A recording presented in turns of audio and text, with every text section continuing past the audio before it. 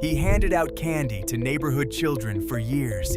He was beloved, trusted, a pillar of his community. He was also one of the most prolific serial killers in American history, and nobody suspected a thing. Houston, Texas, 1970. Dean Corll was 33 years old. He worked at his family's candy factory, which is how he earned his nickname, the Candy Man. He was generous, cheerful, always smiling, always handing out free sweets to the children in the neighborhood. Parents loved him.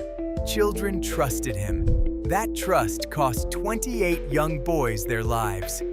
Corll operated for 3 years, between 1970 and 1973, in plain sight.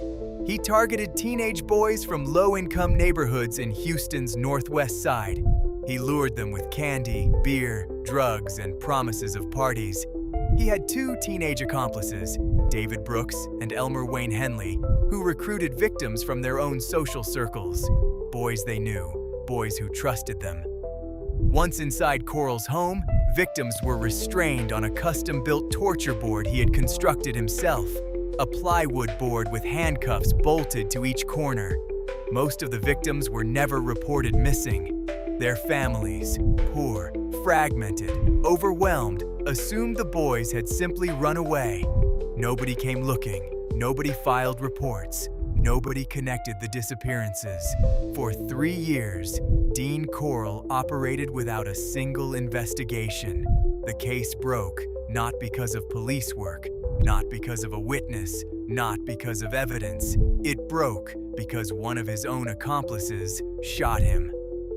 On August 8, 1973, Elmer Wayne Henley, then 17 years old, invited 2 friends to Corll's house, a boy and a girl.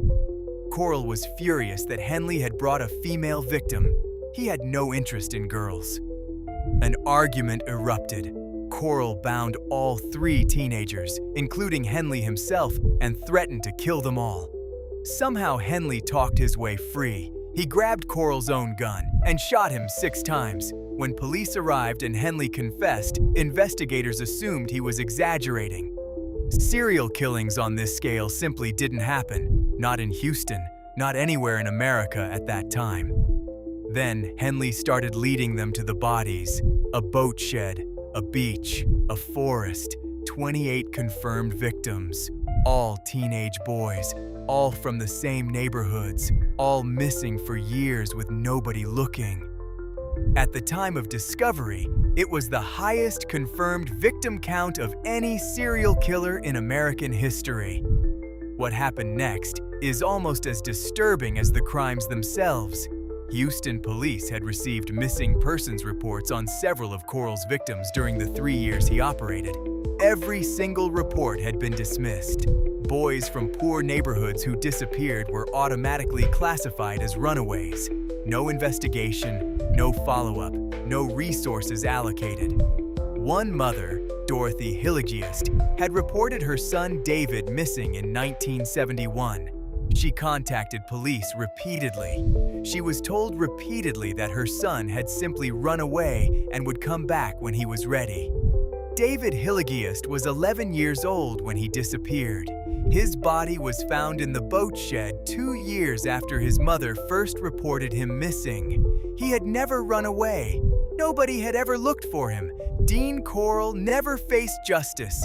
He died on the floor of his own home with 6 bullets in him, shot by a scared 17-year-old who had spent 2 years helping him kill.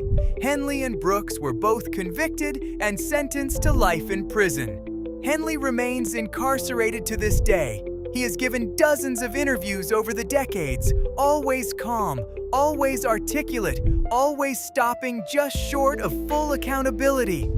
In his most recent interview, he said one thing that has stayed with investigators for years.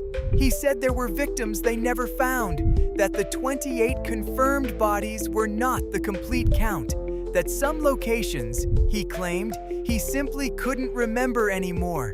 The Houston Police Department has never officially closed the case because the number 28 has never felt final. Dean Corll killed for 3 years in one of America's largest cities. He was never investigated, never suspected, never reported, because the children he chose, nobody was looking for them in the first place. That is not just a true crime story, that is an indictment.